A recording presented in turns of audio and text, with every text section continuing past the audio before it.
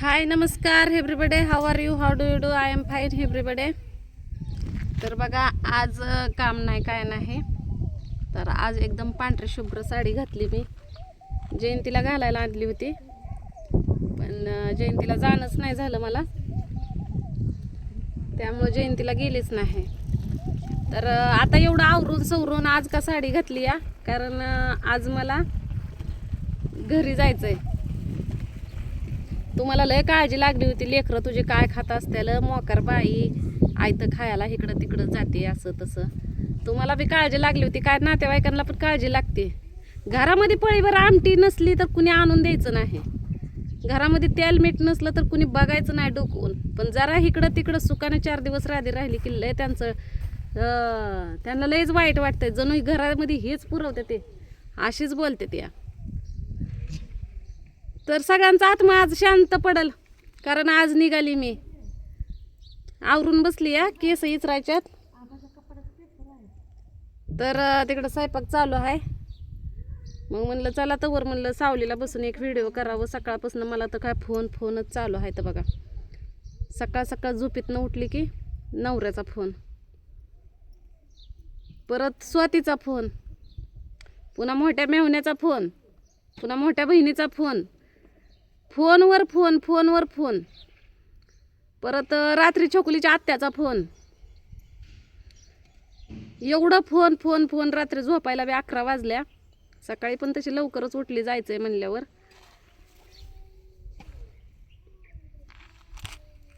आता म्हणलं हिथनं गेल्यावर म्हणलं घरी लय काम पडलं असं, म्हणलं धुणं धाणं भांडीन झाडून फरशीन. आता घरी गेल्यावरच कळन घरचं वातावरण. हिथनं काय सांगू शकत नाही, कारण कावी तर काडीच्या कामाला हात लावत नाही, तुम्हाला माहितीच आहे.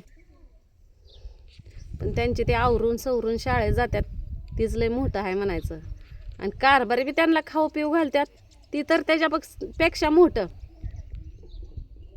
काल काय तर त्यांना मासं धरलं होतं वाटतंय, मासं धरून आणलं, माशाचं कालवण हे ते केलं होतं.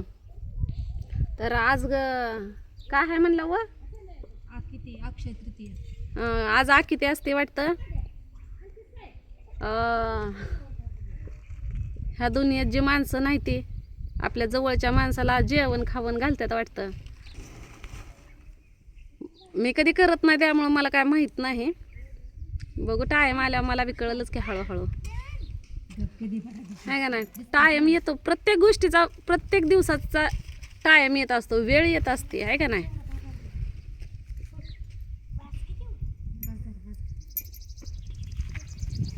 तर सकाळ लवकर निघली असती तर बरं पडलं असतं असं वाटत होतं मला,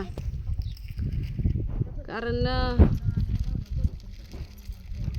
लय दिवस राहिल्यावर बी काय होतं तुम्हाला माहितीच आहे की.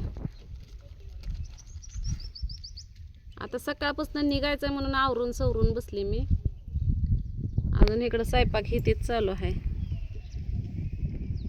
आता त्यांचा पितूर यायचा, मग ती जेवायचा, मग तिथून आवरायचं सवरायचं आणि मग निघायचं.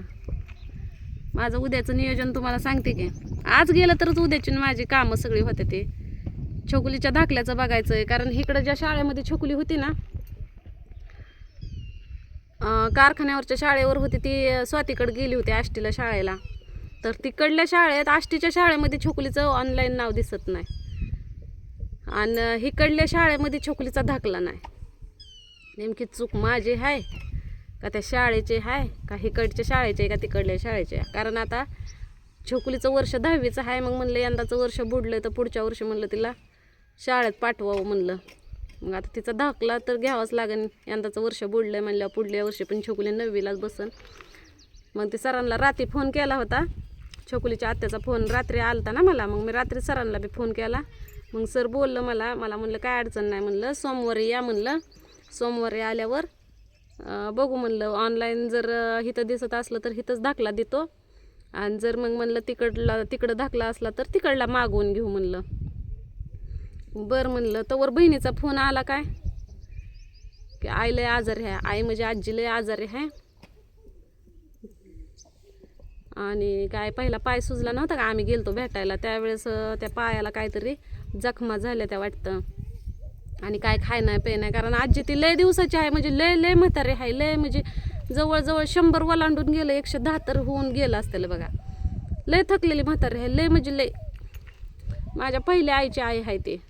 आम्हाला आमच्या सख्या आजीनं नाही सांभाळलं, पण त्या आजीनं सांभाळलं आमच्या पहिल्या आईच्या आईनं. आणि पहिल्याच आईच्या पुरीनं, म्हणजे आमच्या पहिल्या आईच्या बहिणीनं आम्हाला सांभाळलं, म्हणजे मोठ्या बहिणीनं आणि तिच्या आजीनं. कारण तिकडंच आमचं लहानपण गेलं बऱ्यापैकी. तसं तर आम्ही हॉस्टेललाच होतो, पण कधी सुट्ट्या ही ती झालं तर, कारण त्या आजीनं लय जीव लावला. आमची आजी सख्खी होती का ना, बापाची तर काय आई नव्हतीच आम्हाला. बापाचं तर कुणी गणगोतच माहीत नाही सोडा, त्याच्याबद्दल तर काय वादच नाही. पण आमच्या सख्या आईची आई बापा होती ना, त्यांचा आमचा कधी प्रसंगच आला नाही. कारण ती आजी बोलली होती ना, आमचं गेलं जग बुडालं. आणि ती तसं म्हणल्यावर आमची सावतर आजी जी आम्हाला इकडं घेऊन आली का पुण्याला, ते आम्ही इकडंच राहिलो. मग ती तिकडल्या आजी मेल्यावर तर काय जाणं नाही झालं, पण आम्ही सावडायला गेलो होतो. सावडायला गेल्यावर डोळ्यातनं एक टिपूकसुद्धा गळलं नाही. त्याला टिपूक गळायला बी त्याला मयदय असावी लागते या, असावी लागते का नाही? होय होय. मी पहिलं असं मला नवीन यूट्यूबला आली होती ना, आणि मला भेटायला कुणी आलं ना तर मला लय रडू यायचं. आणि मी कुणाच्या घरी जर गेली तर लय रडायचे. ह्यांच्या इथं सुद्धा आल्यावर मी किती रडली होती. होय होय. ह्यांच्या इथं पण पहिल्यांदा आली होती. ह्यांच्या सासूनं मला, निलय दादाच्या आईनं नुसतं मयानं मला बोलली होती, खा पी उठ बस आंघोळ कर डोकं धुव हे कर ते कर, एवढी माया लावली होती. तर जाताना मला एकच दिवस राहिली होते, पण मला मी किती जरी प्रयत्न केला तर डोळ्यातलं पाणी थांबत नव्हतं माझ्या. आणि तिकडं कर्नाटकला गेली होती, तर तिथं पण ते गणेश दादाच्या आईनं मला तेल लावलं, म्हणजे टाळू भरल्यासारखं नाही का, तेल लावलं. परत घरी आल्या त्यांना माझं पाय धुतलं, आणि परत मग तेल लावलं, आंघोळ घातली. ती सगळं ते विधी प्रथा काय असतात ना त्यांच्या इकडं, त्या लग्नातले पण सगळं बहिणींसारखं मानपान दिलं त्या पोराच्या लग्नात. म्हणजे जे बहीण करत असते भावाच्या लग्नामध्ये, तर तसलं सगळं मानपान जे दिलं का, आत्या करत असते हे करत असते. मला इतकं वाईट वाटत होतं ना तिकडून पण येताना, इतकी रडली होती मी की आता ते सगळं रडूच गेलं माझं. कारण आता सवय पडून गेली ना की बाबा चल आपल्याला जीव लावतात म्हणून. मग तसंच झालं बघा. आमच्या आजी सख्खी आईची आई मेली त्या टायमाला रडू नाही आलं, काय नाही, म्हणजे लोकाच्या ह्याला गेल्यासारखंच वाटलं. पण ह्या आजीचं दुखतंय म्हणलं तरी का नाही मनानं मन भरून येतं या. तर उद्याच्याला आता बघा शाळेत जाऊ का आजीला भेटायला जाऊ काहीच कळत नाही. आणि पूनम ताई म्हणते की आजच्या दिवस राहा, पण मला राहूनच जमत नाही. काय जर की झालं ना तर राहून जमतच नाही. मी एवढे आवरून सवरून बॅग भरून बसले या. म्हणलं काय केस विचारायच्यात, म्हणलं आता जेवण करून निघायचं, तर म्हणलं जेवल्यावर विचारायला येईन म्हणून बसली होती इथं निवांत. म्हणलं चला ह्यांना बोलल्यानंतर परत मी त्यांना माझे प्रॉब्लेम सांगितलं की असं असं झालं आहे. म्हणलं आजी पण आजार आहे, तिकडं पण जायचं आहे. म्हणलं परत छोकुलीच्या दाखल्याचं पण बघायचं आहे म्हणलं, आणि घरी पण लय राडाही झाला असं एका दिवसात. म्हणलं मी एकटी काय करू.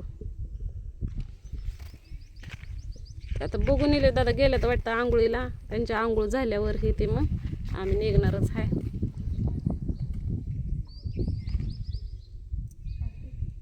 आजी बी आवरून बसली, आजीनं आम्ही दोघी संघजण निघालोय.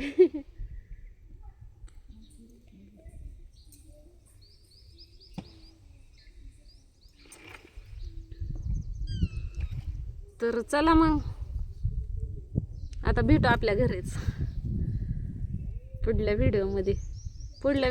तर तुम्हाला प्रवासात बघायला भेटन कशी कशी माझी आपदा होती या, कशी कशी इष्टीनं जाते. आता येणे हे घेते घालून. हे डोळा पण माझा सुजल्यावाने दिसतोय मला, काय माहिती हे इकडला गाल आणि हे डोळा जडजडच वाटतोय. कशानं झालंय तेच काय कळना, का झोप गेली नाही त्या डोळ्याची कुणास ठाऊक. सकाळी पण लय लवकर जाग आलती मला, 4 वाजता जाग आलते, तशीच झोपली की परत 5 वाजता परत झोप लागली. आणि सपान तर लय भारी पडतंय मला.